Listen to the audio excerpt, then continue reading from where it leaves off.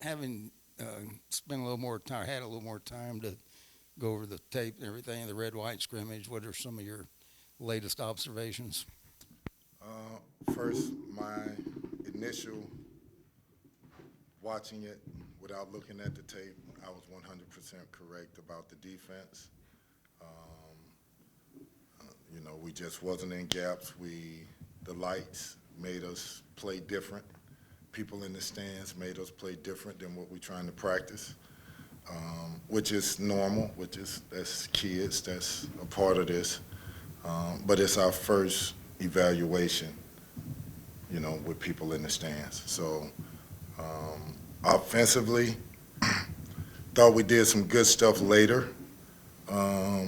Initially, what I want to get to is if I'm doing this right and they can get this concept, I can put 5 guys on the floor and say make 6 passes, get me 2 lane touches, and then get a post up. That's what I've been teaching since I've been here. Learning how to play off of each other, learning how to move the ball movement, passing, and a lane touch, and then watch what happens to the defense. They didn't do that until the end. So if we ran a play and L came off and saw the lane, he automatically thought score. I know you can score. But in order for us to be a good team, a good offensive team, I need all 5 players to touch the ball, and I need there to be freedom of movement, and I need all 5 guys to feel good about touching the ball. That way you become a team. Kenny, do you know yet whether Mike and Jalen will play Sunday? I'm hoping that they'll play. They just went through a portion of practice, so we'll see what happens, but I'm hoping so. And do you have a feel yet for who and how you're going to start? Not yet. Me and the staff are still talking about it. Feel good that we got 9, 10, 11 guys that are capable. But again, we only have one thing that we can evaluate it on with lights on. And then we've had a bunch of guys that have been out here and there with nagging injuries. Kenny, can you take us through how this game came about with Everett and Lenore Ryan? As you know, me and Everett were teammates. When I took the job, one of the things I talked about was looking out for our brothers, the family. And Everett called and said, let's play. Everett, let's do it. Just don't beat me too bad. But no, if it's an opportunity to help one of our own, why not? Why not? If it's an opportunity to bring somebody home, why not? So that's why we did it. When people think of you as a player, they think of you as a shooter. Was that maybe your greatest assist, kicking it to Everett in the corner for that game-winning 3? Probably so. Was that Florida State? Well, yes, it was. That was one of my best assists. I didn't have many.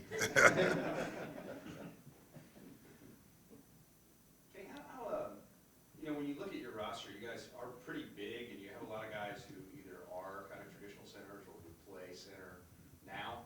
How comfortable are you? Do you have different combinations of those guys who would Play. together? When I look at it, I look at the core group of guys that, all are 6'6", 6'7", 6'8", 6'9", but they're long and athletic. My hope is that I could put different combinations on the floor, have a small group, have a really big group, different ways of playing. But a lot of that, to be honest with you, depends on how they retain information, how well they play together. That's why, again, it's important that, especially early on, that we get a feel for not just scoring to score. We get a feel for playing together so that we create chemistry. And that's going to be the telltale sign of how we do this, offensively especially. Defensively, we got long guys that can guard multiple positions. We got dudes that'll fight. Mike James is a warrior. Jalen should be a great defender. L. Ellis will get after you. He's aggressive. Rose should be able to block shots. Sid should be able to rebound. So we got guys. Brandon is a physical force at 6'9", 240. So we got guys that should be able. Kamari Land, 6'7". He's big and strong. So we have the versatility. How do they mesh together? Kenny, outside of just looking to get better in an exhibition play, is there anything you're specifically looking for when you guys take on these two exhibition matchups? Specifically, I want them to play together. Offensively, I want there to be ball movement. I want there to be multiple lane touches. I want there to be a dominance around the basket. Defensively, I want them connected. I want them to be able to read off each other. If a teammate breaks down, another way of saying it, if you're not on the ball, you're the second defender. So you're one pass away and something happens. That guy breaks down on the ball. You got his back as the second. The third defender has to have the second defender's back. The fourth defender has to have the third defender's back. That's when you know you have a good defensive team. What did you think about playing defense when you were playing?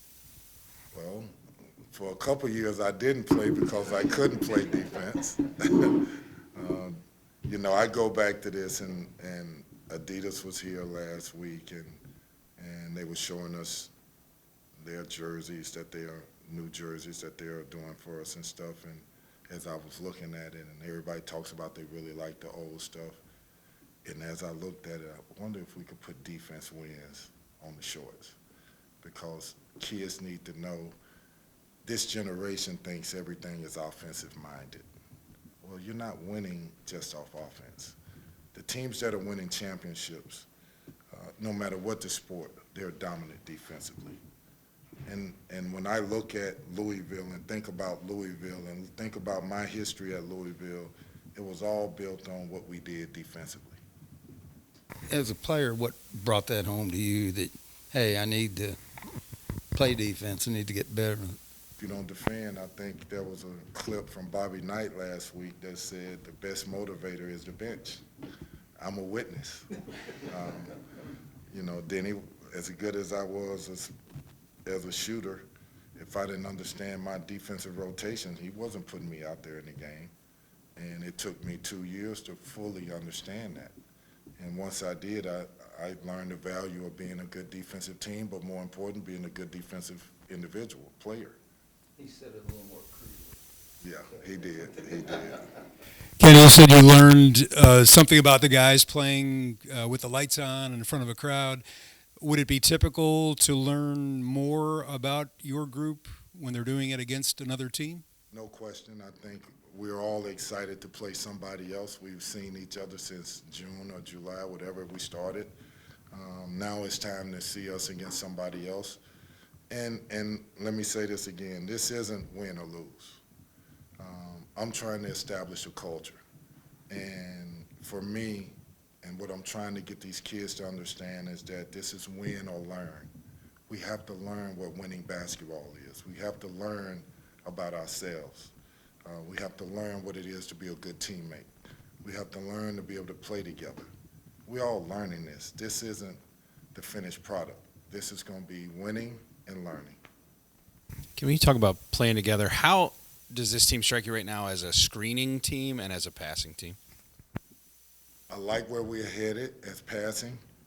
I hate where we are as screening, to be honest with you. There were plays where we absolutely missed guys. I'm okay with getting the offensive foul. Hit a body. Make a commitment to getting your teammate open. If the ref calls it, he calls it. We'll live with it. There's a philosophy amongst coaches that don't change the game for the refs. I understand that. But I want my teams to be physical. I want them to love their teammate enough to set a hard screen to get a guy open in ball screens, but also in pin downs and back screens and get him open. And we'll live with the rest. And speaking after the red-white game, you were talking about how Sydney played better when the lights were on. As you went back and looked at video, were there other guys that maybe surprised you with maybe elevating their play than what you saw in practice? I thought Kamari did some good stuff. I thought, I hate to say it, my son did some decent things. I had to hear about that from a little bit of everybody in town, including my family. But I thought everybody tried hard, played with energy. That was a good thing for me, was to see the energy up. Doesn't mean we played smart, but we played with energy. Kenny, you talked about just now about your team's ability to pass and screen. How do you feel about their overall ability to shoot the ball? I have a little different view of shooting. To me, passing is the main thing of scoring the basketball. When most people look at Golden State, they see the threes. I see what they did before they got the threes. They're probably making more layups than threes, but the ball is moving, and they got defenses in rotation. So all of those shots that you see going in the basket from three are rhythm shots, because the ball is zip, zip, zip, drive, kick, somebody rotate it, hit the man, he's shooting in rhythm. If we can do that, we're going to be in the gym. We're going to shoot thousands and thousands of shots. Eventually, the ball's going to go in. I think some people think of the idea of like, oh, I want 5 or 6 passes as kind of old-fashioned, but modern NBA offenses, you mentioned the Warriors, they're usually up toward the top of the league in number of passes per game. Is that a thing you're looking at, like how many passes you make? And I just want a different way of saying this is that whatever the offensive set is, it's a decoy. It's a decoy to get movement into getting in the lane. And I don't want to give away the secrets, but it is no secret in this. If you run a play and you're scoring off your plays, you're probably playing the wrong group, the wrong opponent. Good teams are not going to let you run a set that they've scouted and seen a million times and you get baskets off of it. Good teams are going to stop your initial actions. Now, what do you do to counter? What do you do when the ball is spaced, the players are spaced, the initial action didn't work, now what happens? Now you get the ball downhill. Now you throw it to the post and there's an action off the ball and you get a back cut or a screen or a guy comes off and he makes a shot or he gets a layup. Those are the things that I'm talking about.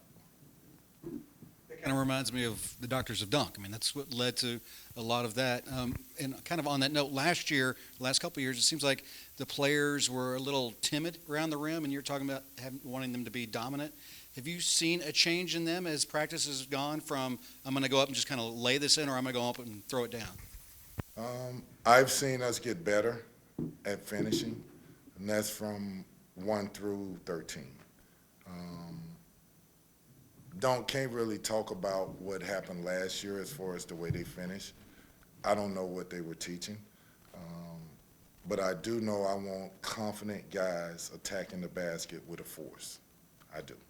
That's whether it's a post-up, whether it's a drive. Attack that basket with force and using both hands.